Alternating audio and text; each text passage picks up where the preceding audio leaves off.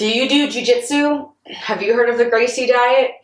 Many big proponents of the Gracie Diet are because they know of Carlos Gracie from Jiu Jitsu, and he has created and touted the benefits of this diet, and his family subsequently promotes it frequently. And if you're big in the jiu-jitsu world or very interested in it or practice it yourself, you've probably at least heard of it in passing and are wondering, is it legit? Here is just one nutrition coach's opinion.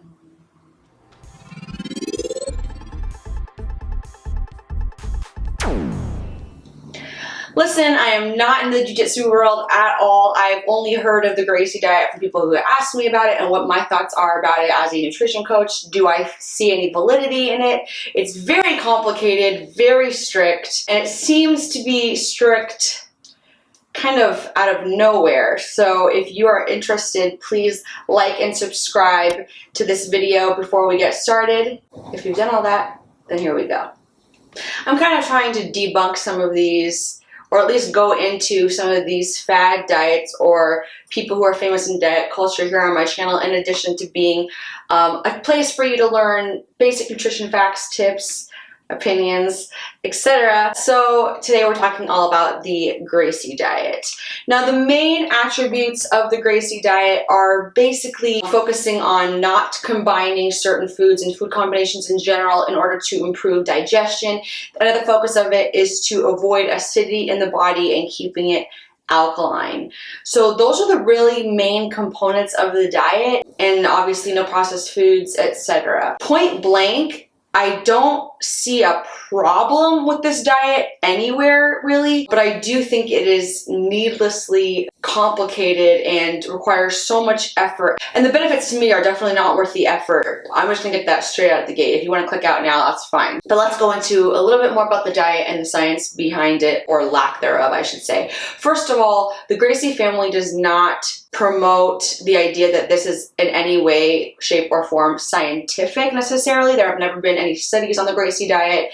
It's basically anecdotal from their own family's trial and error and seeing how they performed before they worked out and did their jiu-jitsu, etc. And through trial and error, they kind of came to see how certain foods affected them and their family, and then started telling other people who they practiced with about it and saw positive results.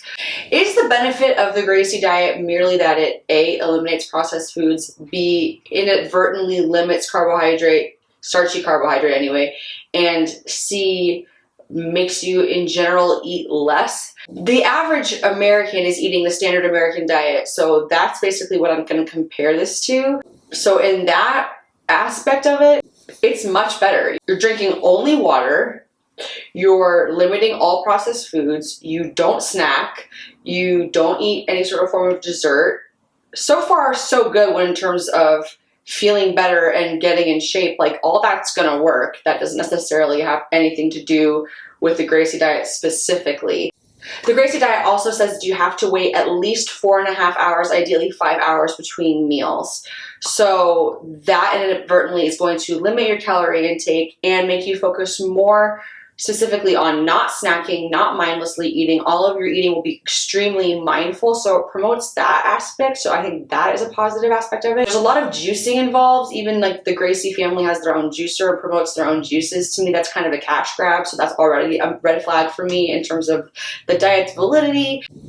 To me, juicing, while it is easier on the digestive system, which is really the main proponent of the Gracie Diet in and of itself, it gets rid of all the fiber, which is really great for your digestive system and your bowel movements in general. So eliminating fiber, to me, doesn't make a lot of sense for your overall health and well-being, even if it means that all that juice is going to be quickly absorbed in the body. It's going to be quickly absorbed as fructose and glucose and affect your blood sugars tremendously. So I'm not huge on that aspect of it. Okay, so I'm going to be reading from my phone so I can accurately describe what the rules are in terms of the food combinations.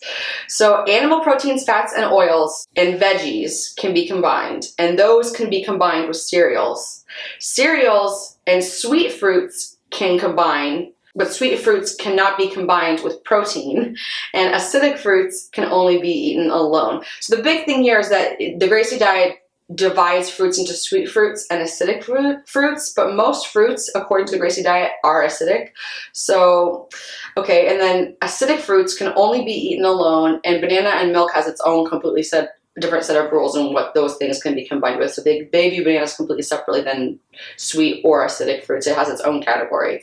First of all, when it comes to food studies, when it comes to combining and food combination and how it affects you, most food combination diets came out like nearly 100 years ago, and a lot of the science of what we know about our bodies and how our bodies digest food that we know now has pretty much proven that food combinations don't really affect our bodies in terms of our digestion. First of all, this idea that things can get stuck in our stomachs and start fermenting and like the quickly digesting foods versus non-quickly digesting foods, which is a lot of what the Gracie diet talks about, it's all bunk. Nothing really ferments in our gut unless, especially not in our stomach. If it ever does, it's going to be in our colon, and that kind of fermentation is actually beneficial to the body. It means that there's a lot of healthy gut bacteria that helps in fatty acid absorption and creation, which then prevents colon cancer and eliminates inflammation. And there's a lot of positive things that result in the things getting fermented from good bacteria in our gut. And what the Gracie diet is saying is that there's bad bacteria in our stomach. Now, let me tell you why that's not true. The amount of stomach acid in our stomachs makes it impossible for bacteria to thrive there, which is why there's healthy bacteria and sometimes unhealthy bacteria. I'm not saying that all bacteria in your colon is healthy, because it's not. But majority of the time when we talk about bacteria in the colon, it's usually the healthy, gut promoting, the ones that come from like probiotics, etc. Those kinds of bacteria are healthy and good, but that cannot thrive in the stomach, and the combinations of foods are not going to be affected in the colon. So that whole thing doesn't make any sense. When it comes to whether or not we're trying to keep our bodies more or less alkaline given what we eat at a given time, our bodies are designed to regulate that all on their own. You don't have to do that. The amount of total daily energy expenditure that your body is producing on digesting foods at the same time that are acidic or not is like negligible. The amount, like, you're not going to save a ton of energy, and you're not going to feel like, oh my god, I'm not sluggish anymore, etc., because you did this. Like, your body is designed to be efficient in this way. If in the event you eat too much acidic food, your body produces more gastric acids to combat that, to bring its pH level back to what it's supposed to be, which is around 1 to 2.5 on the pH scale. For example, let's say you eat a highly acidic food. The acidity of your stomach and what the contents of your stomach then goes to a higher number. It naturally wants to be around 1 to 2.5. Let's say you eat something and you bring it up to like 4. Now it's a little bit more acidic. Your body will produce more gastric acids to combat that, to bring it back down to the normal number, whether or not and it will do more if the food is more acidic or not, or basic, whatever. Now, before the food exits the stomach as it is being digested, it goes into the small intestine, and bicarbonate is added to it to make sure that it's not too acidic for your small intestine. Your stomach has a thick layer of mucus around it so that that acid doesn't eat away at your actual organs, but your intestines don't have that protective layer. So the bicarbonate is added to whatever is about to go in there to protect it, to make it the proper pH for proper bodily function. Your body is perfect. It is designed to handle this. You don't need to micromanage it, because it's designed to add just the right amount of either acids or bicarbonates, etc., to make it the perfect pH for your body. The amount of energy that takes is negligible. It's not going to make a drastic difference in your body's performance by doing this, and it requires so much effort on your part for such a little difference. I just don't see it being extremely beneficial. Now, going back to the rules of certain food combinations, one of the things that the Gracie diet promotes is having one type of starch in a meal at a time. So, for example, the most commonly used one is maybe like a burger with a bun and fries. Like, according to the Gracie diet, you could have the burger and the bun, but you can't have the fries also, because that's 2 different types of starches that you are combining. And therefore, in that meal, you are eliminating a carb source and therefore lowering your carb intake, which is going to make you feel better for a lot of reasons. For a lot of people who are doing low carb, and that's very popular right now, you know all the health benefits of that. So not only are you limiting your calorie intake, not necessarily, but potentially, you're not overeating usually, and things like that. Or for example, protein with rice and beans. Like, you cannot have rice and beans. You can only have rice or beans.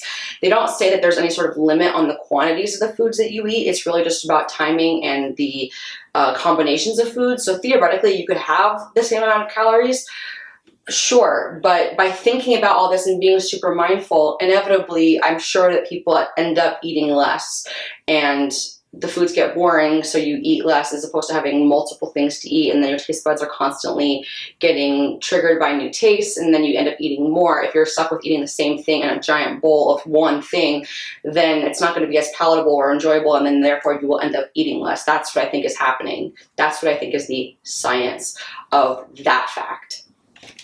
Now, when it comes to acidic fruits, those need to be eaten all by themselves, according to the Gracie diet. Now, what you might not consider an acidic fruit is actually considered an acidic fruit according to the Gracie diet. For example, strawberries. You can have strawberries, but you can have strawberries and blueberries, even though they're both acidic fruits. You can only have one fruit at a time, which makes no logical sense to me. Does this make logical sense to you? The pH of strawberries and blueberries is almost identical, and yet you can't have them together because according to the Gracie diet, that's too much acidity, but you can have as much of either one on their own as you want. What? Doesn't make any sense. If the whole point is to avoid these acidic foods, then why can you have just one of them in unlimited quantities and not two when their pHs are essentially the same? This is what I'm saying, where I feel like the science is just kind of like made up, and some of the things make sense, but a lot of them just seem random. Another one is that you're not allowed to have pork. It's never really explained why you can't have pork. My theories, and these are just theories, this isn't evidence that I really found anywhere online or in the book or in the description of the book, etc., is that it's a slow digesting protein. It's slightly longer to digest pork than it does other types of foods. But another theory is maybe because pork is considered to be a dirty or unclean source of protein in a lot of religions. And I don't know if it's a religious aspect, but the possibilities of getting contaminated pork are just as high as the possibilities of contaminated chicken, or like worrying about high levels of mercury in fish. Like, it doesn't forbid those foods, so why pork? It just seems like it's random and never really explained. There are a few studies out there that say that food combinations can help with histamines from food, and if you are extremely sensitive to this, you can avoid this problem and make your allergies much better without having to go through necessarily these steps of this diet. I just want to point that out there. There's just a few more things I want to read off that are instructions for this diet that are comical to me. No black pepper, no cinnamon, no mustard, no vinegar. Why? Because it's too acidic? Okay, we've already discussed how that's not really a thing. This is my favorite. Bread should be eaten toasted and 24 hours after being baked. So if you eat bread, you have to eat it toasted. Again, why? And if you're going to eat bread, you have to eat it 24 hours after it being baked. Are you baking your own bread? Maybe that's why it's more beneficial, because there's less preservatives. I mean, again, if you think about it, your body is designed to handle multiple macronutrients at the same time.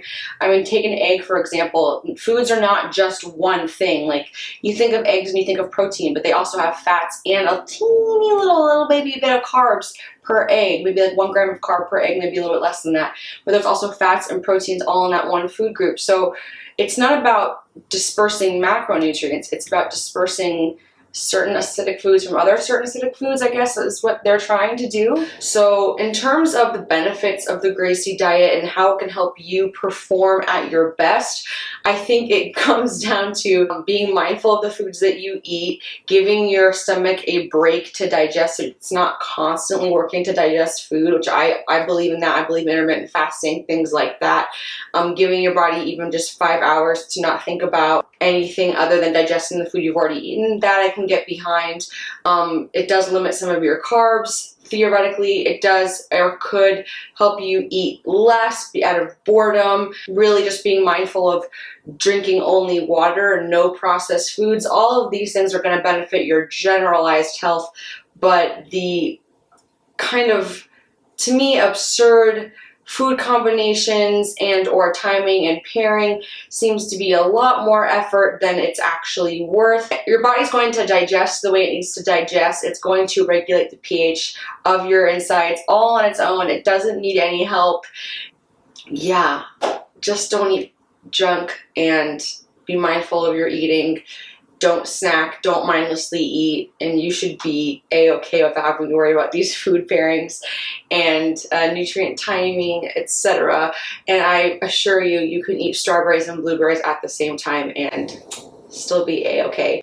Again, this is just one nutrition coach's personal opinion. Let me know your thoughts down below if you've tried the Gracie diet, if you think that it's extremely beneficial or super crazy. Let me know. If you are interested in nutrition coaching, I have a link that I'll have down below. It is Nutrition by Samantha. If you use the code YouTube, you will get money off any of my plans and programs. If that interests you, go ahead and head over there after you're done watching this video. Please give this video a thumbs up if you like videos like this that discuss how to have a happier and healthier life, and subscribe if you haven't already. I'll see you next time on my channel. Thanks so much. Bye.